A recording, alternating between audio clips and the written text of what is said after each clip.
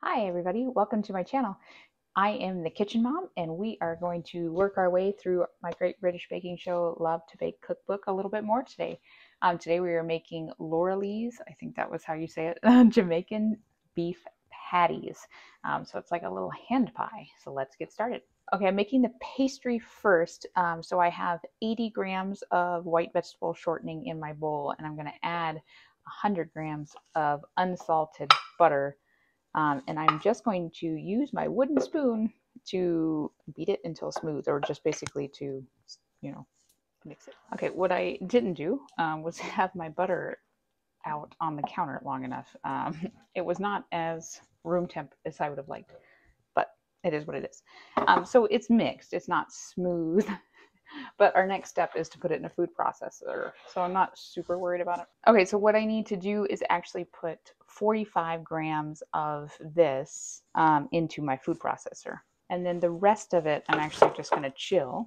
So what I need to add to the 45 grams that's in the food processor is flour. So I have 300 grams of plain white flour. And I'm supposed to have 2 teaspoons of turmeric. I really thought I had turmeric in my house, but I don't. So I looked up some substitutes. There's a couple different options out there. I'm choosing dried mustard as my substitute. Cumin could also be used, ginger, or a combination of those. And if you want to, you can also add yellow food coloring, but I'm not going to. I don't really need it to be yellow. Just one of those things. Anyway. And now I just need to blend it to fine crumbs. My thought process here is that flour is already kind of fine, so how am I going to know when it's fine crumbs? I do need to add water and some lemon juice to it. Yep. I need 1 tablespoon of lemon juice and 120 milliliters of water. Okay, and then it just says to pulse until this comes together.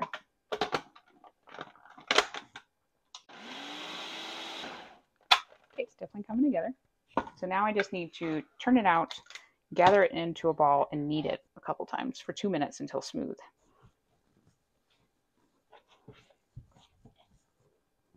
Okay. Looks pretty smooth. I mean, I could probably keep going, but I don't know. All right, so now I need to wrap this up and chill it for 30 minutes.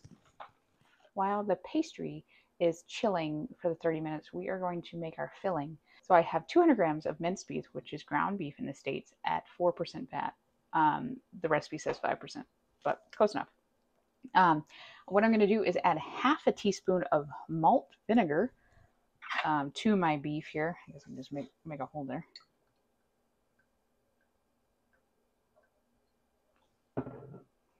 Okay, and it just says to mix. I'm just going to mix it with my hands because I don't care. Now, the next thing is really kind of weird because it says place the mixture on a sieve and run it under cold tap for a few seconds. It's just a weird direction. And yeah, my sink's back there. So be back in just a second. So now the next thing it says is to press out as much of the moisture as possible. I don't know what that means. Just squeeze it out. Because then it says pat dry with kitchen paper, which is paper towels. So I don't know. It's just weird. It's a weird instruction. I'm just going to try to get most of it out with the kitchen paper because, I don't know. I guess we just want it to have the malt vinegar flavor, but not the extra moisture of it. We're going to place this in our medium saucepan, so I've already got mine ready to go. And I'm just going to brown it. Okay, so I am going to add 1 more half a teaspoon of my malt vinegar to my beef as it starts to brown here. It says to dry brown it, so I guess just don't put any spray or whatever in there, which I never do with ground beef anyway. So I don't know why you would do that. But yeah, I'm going to brown this and then add some more later. All right, so it is browned and most of the moisture has evaporated, so I think I'm ready to move on. So I need to add onion. So it said to add half of a white onion, finely diced, finely chopped, but you know. And then 1 spring onion. So I've got that in here, finely diced, chopped. And then 1, it says half of a red pepper, de-seeded and finely diced. So I'm adding all of that. Oh, and there's 1 garlic clove in there as well. Okay, I'm also going to add 1/4 teaspoon of ginger.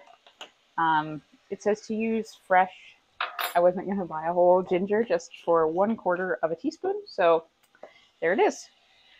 All right, and then I just need to fry over medium heat for 5 minutes. That's been 5 minutes. So now we're going to add all of the remaining ingredients to our filling. So hang with me. There's quite a few. First off, 200 grams of tinned. It says tinned chopped tomatoes. I had a tomato in my garden, so I just chopped it up to 200 grams.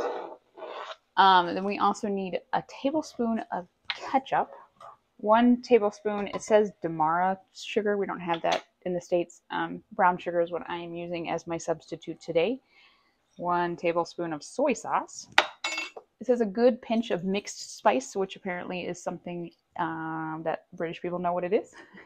The equivalent would be a pumpkin pie spice, which is perfect because it's about pumpkin spice season, so I have some on hand.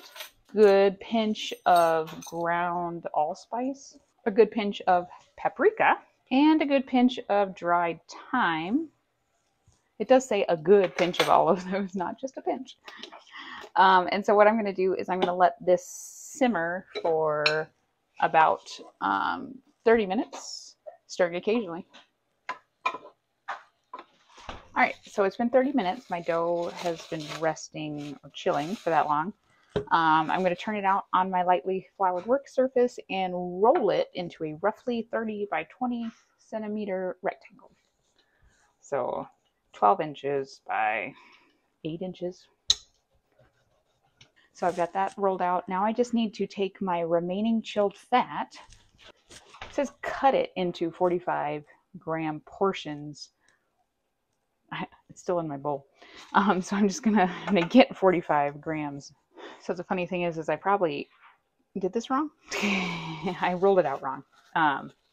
It's not a big deal. I just need to think more. So because it says dot 1 portion of the fat evenly over 2/3 of the pastry. Dot it. I don't even know what that means. I'm going to spread it. So over 2/3, leaving the top third. So I'm just going to pretend the left side is my top third. Oh, this is where I should have had it smooth. Whoops. Make sure you put your butter to room temperature. Just kind of looks like cottage cheese now. Leaving the top third clean. Fold the top third down. And then fold the bottom third over as if folding a business letter. Okay. So like that. Press with a rolling pin to seal the edges. Okay. Give the pastry a 1/4 turn and roll out into a rectangle again. All right. That's easy enough.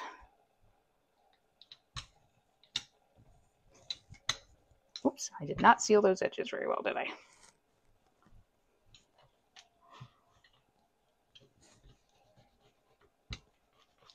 It's all a learning curve, guys. It's all a learning curve.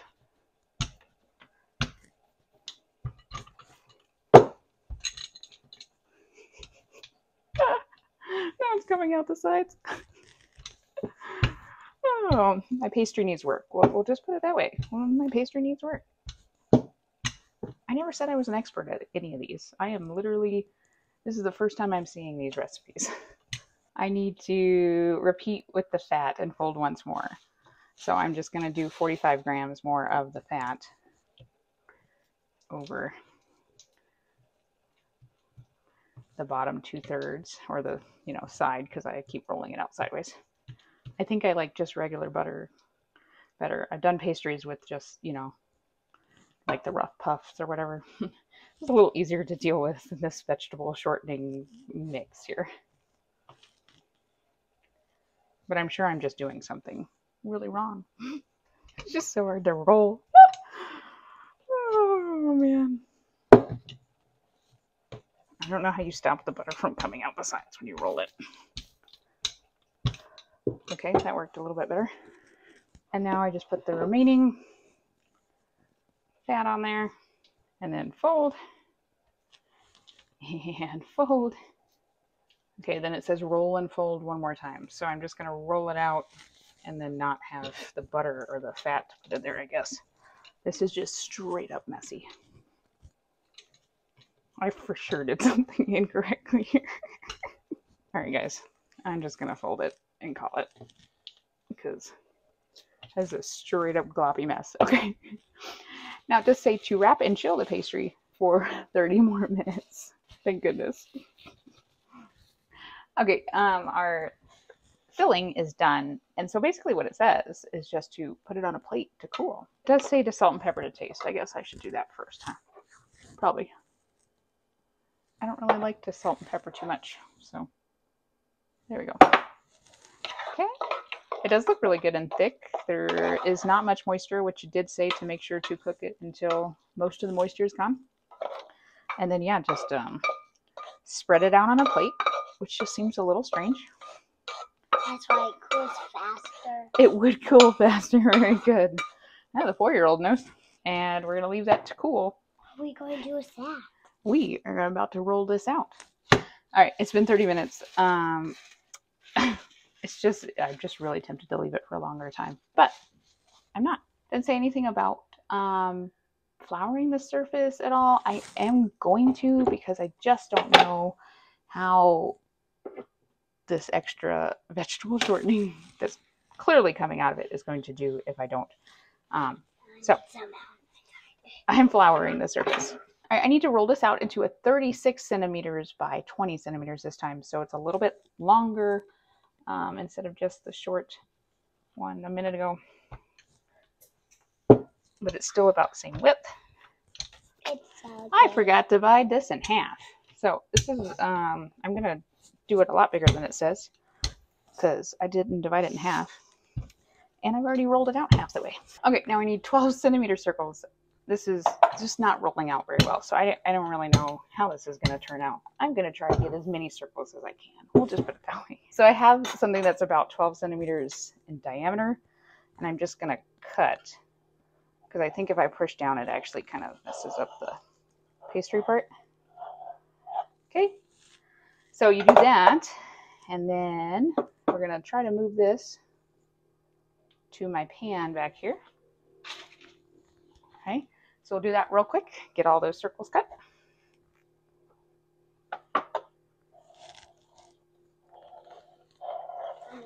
All right, we managed to get 12. A couple of them are pretty ugly. Oh well, I am here to entertain myself. And you, right? Yeah. All right, so now that we have those, what we need to do is divide the filling equally. Yep, and you're gonna get to use that, right? So I am going to put a scoop of my cooled down filling onto each of my pastries. We're just going to fill it onto one side as much as possible. Is we need to paint a little bit of water around the edge. Okay.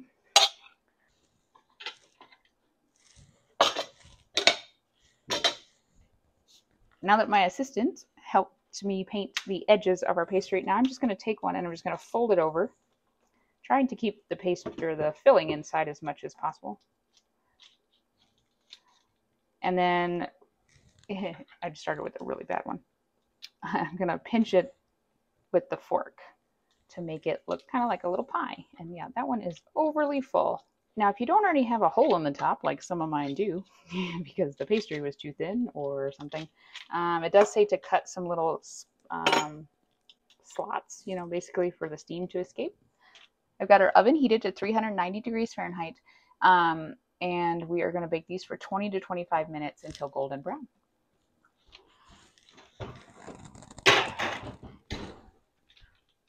So that was 25 minutes. They look good. It says golden brown. You know, I could probably let them go a little bit more golden. They look good. You know, they're firm, so I'm not too worried about them. I'm going to let them cool down enough so I don't burn my mouth, but it does say you can serve them hot or cold. All right, they're all cool. They look really good. They all stayed contained in the pastry, which I'm actually surprised. Some of them look a little, you know, worse for the wear, but they'll be all right. All right, we each have a half. You can taste it. Let's give it a taste.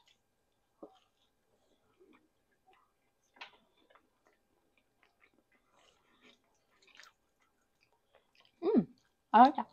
You like it? No. That's not a shocker. Um, it tastes very similar, the inside, to the tangine pies that I did not too long ago. But maybe it's just because it's a meat pie. I don't know. I like it though. It's got some good flavors. I imagine if I had put the little Scotch bonnet chili in here, it'd be a little spicier. I don't like spice, so I'm okay with skipping that. But the pastry's good, flaky. You're still eating it, so you must not think it's too terrible. Anyway, well, that was my latest bake on the Great British Baking Show cookbook, Love to Bake. If you got this far, great. Give us a thumbs up and subscribe. Give it a thumbs up and subscribe. Yeah. And then make sure you come back and we will see you next bake.